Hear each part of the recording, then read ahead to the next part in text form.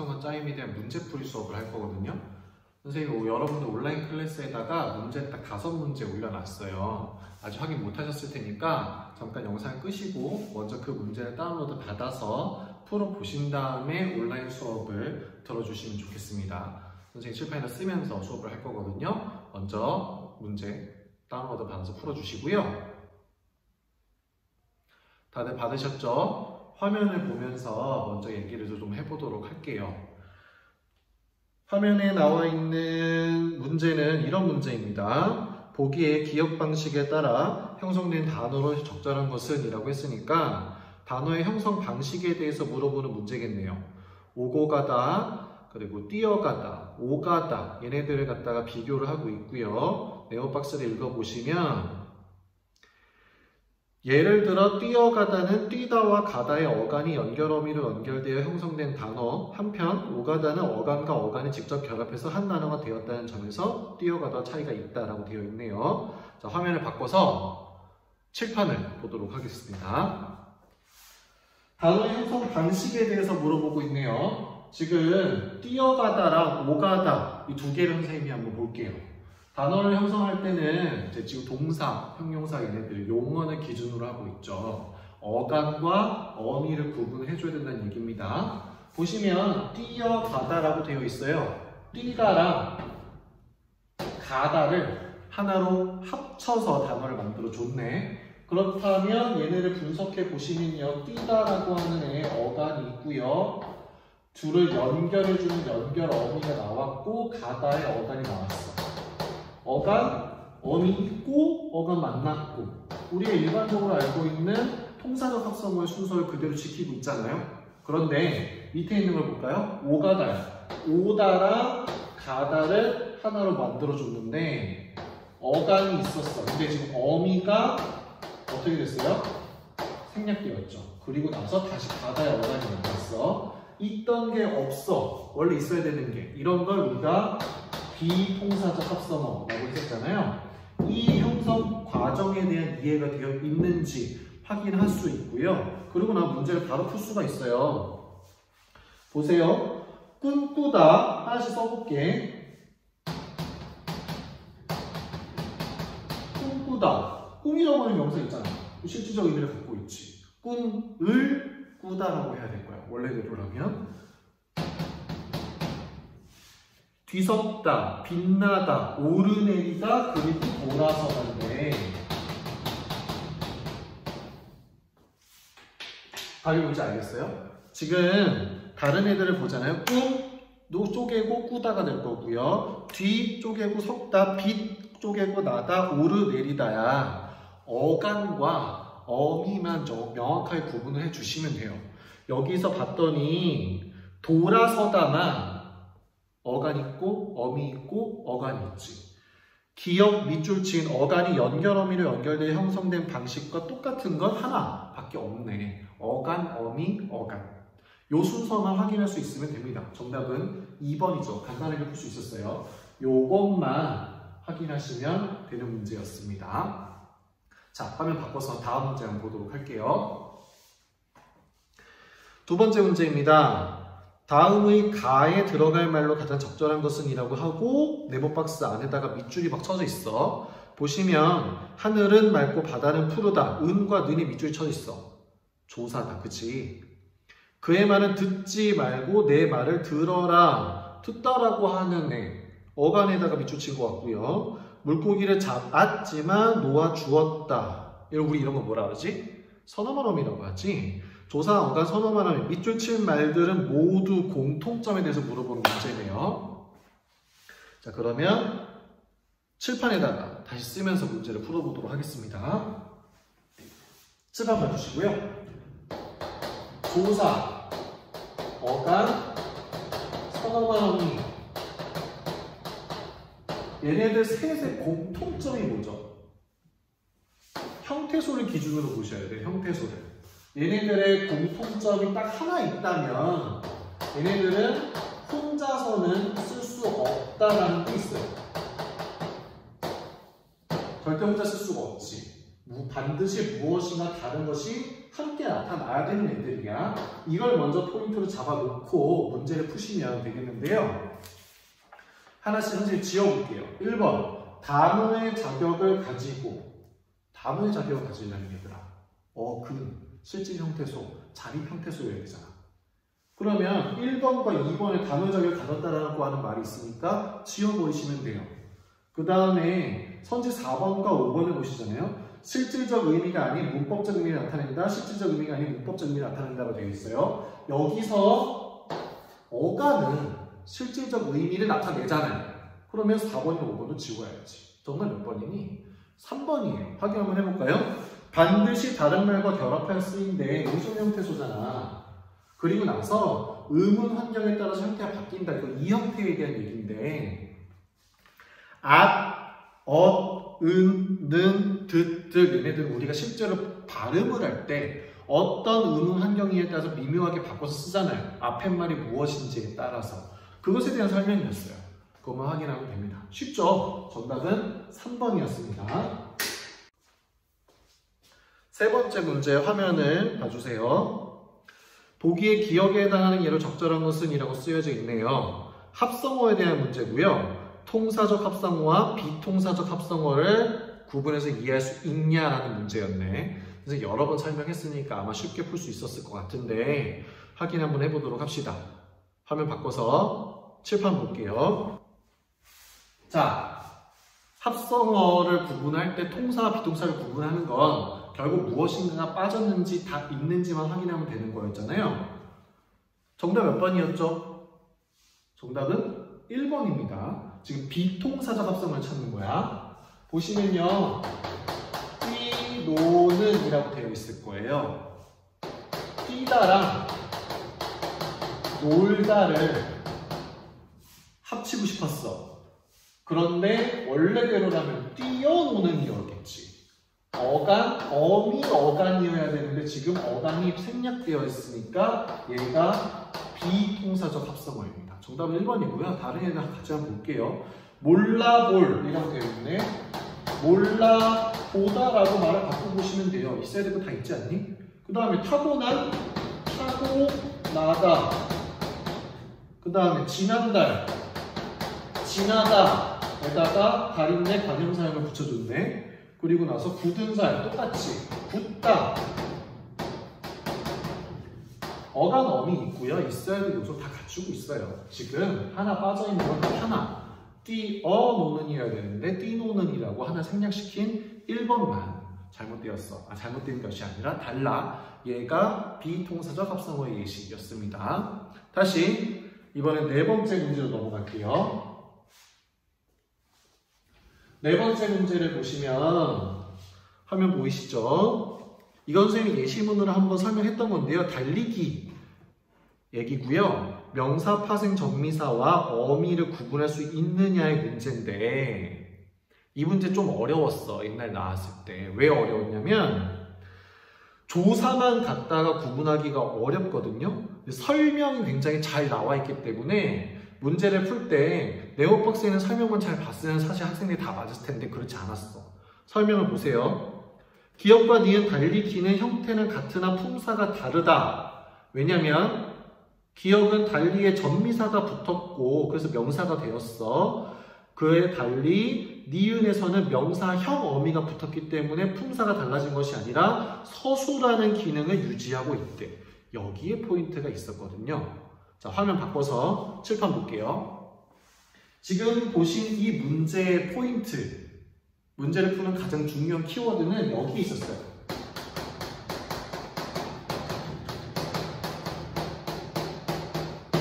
서술하는 기능이 유지되는지 그렇지 않은지야. 만약에 명사, 파생, 전미사가 붙었다면 품사는 명사겠죠. 그러면 주어나 목적어 자리에 나타나는 체험일 거야. 서술하는 기능이 유지됐다는 얘기는 용언으로서의 성격을 그대로 갖고 있다는 얘기니까 명사로 품사가 바뀌지 않았다는 얘기가 되겠지. 여기에 포인트를 맞춰서 문제를 풀 수가 있거든요. 자, 하나씩 봅시다. 보기 박스에 있는 애들을 볼게요. 그는 멋쩍게 웃음으로써 라고 되어 있을 거야. 여기서 하나. 그 다음에 두 번째, 현란한 춤을 추며. 세 번째, 학생들의 걸음이 가벼워 보였다. 마지막으로 만화를 잘 그림이라고 되어 있네. 자, 여기 얘네들을 하나씩 좀 떼서 보시면요. 밑에서부터 볼까? 자기소개서에 만화를 잘 그림이라고 했을 때 그리다에다가 미음의 형태로 들어간 거지. 그럼 얘가 전미사냐 어미냐를 보시면 되는 거고요. 걸음이 같은 경우에는 걷다 했을 거야. 걷다를 이제 걸 한 다음에 역시 음이 붙은 거겠지. 춤을 추다 했을 텐데 음이 붙은 걸 거고, 웃다 했을 텐데 붙은 걸 거야. 무엇이 붙었는지는 같아. 그런데 얘네가 전미사냐 어미냐를 보려는 건데 구분 한번 해봅시다. 명사, 파생, 전미사가 붙었다면 명사로 품사 바뀌었을 테니까 뒤에 조사가 붙을 수 있겠지. 그것만 먼저 기준으로 삼아봐. 그러면 잘 그림 끝났어. 조사 안 붙었네. 걸음, 이, 춤을 웃음, 으로써요. 그럼 조사를 기준으로 놓고 보면 세 가지가 살아납니다. 파생 전미사인 경우. 얘는 그렇지 않아. 미안해, 발음 꼬였어. 만화를 잘 그림이라고 했으니까 서술어의 역할을 하고 있고요. 뒤에 조사 안 붙었고요. 그 얘기는 여기서는 어미로 쓰였다는 걸 확인할 수가 있다는 얘기죠. 두 개 보실까요? 춤을 추며 걸음이 어쩌고 조사 붙었어. 일단 명사라는 걸 확인할 수가 있잖아. 그리고 쓰임새를 봤더니 춤을 목적어, 걸음이 가벼워 보였다 주어 역할을 하고 있지. 그럼 얘네 두 개가 답이 되겠다. 정답은 일단 3번 나와 다가 되겠고요. 그러면 얘가 헷갈려. 선생님 조사 붙었잖아요. 그치? 조사 붙었어.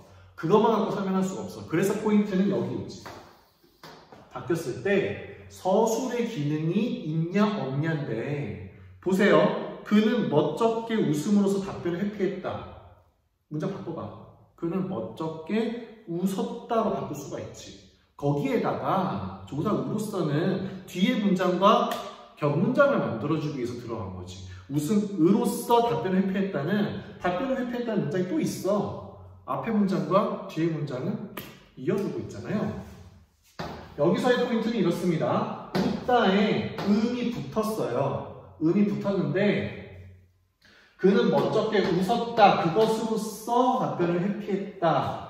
서술하는 기능은 유지가 되고 있어요. 그 얘기는 품사가 바뀌지 않았고요. 동사의 성격을 그대로 유지하고 있다는 얘기가 됩니다. 이거 되게 어렵다. 전미사 어미를 구분할 때 조사만 갖고 구분할 수 있다면 그건 정말 쉬운 문제예요. 근데 지금 얘처럼 그것만으로 안 되게 한 점을 파놨어. 이럴 때는 품사가 만약에 명사로 바뀌었다면 서술한 기능이 없을 것이다 라는 걸 머리에 놓고 문제를 풀어야지 풀 수 있는 문제였습니다. 정답은 3번이었어요. 기억해 주세요. 자, 마지막 5번째 문제 보도록 합시다. 화면 보세요. 다음에 밑줄친 부분에 해당하는 예를 물어보고 있고요. 보조사에다가 밑줄을 쳐놨네. 이 문제는 격조사와 보조사를 구분할 수 있냐의 문제니까요. 그냥 문제를 계속 보면 선생님이 말로 설명을 할게요. 삼촌이 밤에만 글을 썼다. 밤에만 썼대. 다른 시간에는 쓰지 않았다라고 하는 특정한 의미가 있어. 특정한 의미를 더해줄 때 우리 그걸 보조사라고 하잖아요. 2번, 선수들이 오늘은 간식을 먹었다는 얘기는 다른 날은 안 먹었다는 얘기가 돼. 4번, 아이들이 유치원에서 악기도 연주한대. 악기도 연주한다는 얘기는 다른 것도 한다는 얘기가 되고, 5번, 누나가 일기를 책으로까지 만들었대. 그냥 책으로 만들었다고 하면 됐는데 굳이 의미를 더해서 책으로까지라고 했어.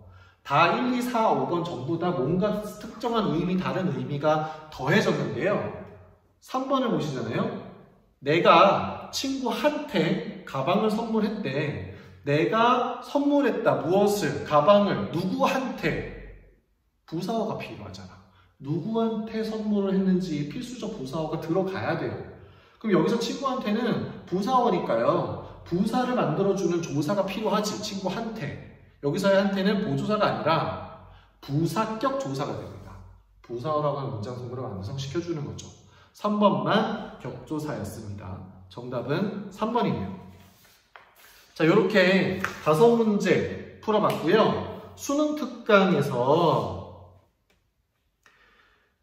여러분들 수능 특강 다 갖고 계시잖아요. 197쪽을 보시면 수능 특강 197쪽 3번에 파생어 형성에 대한 문제가 있을 겁니다.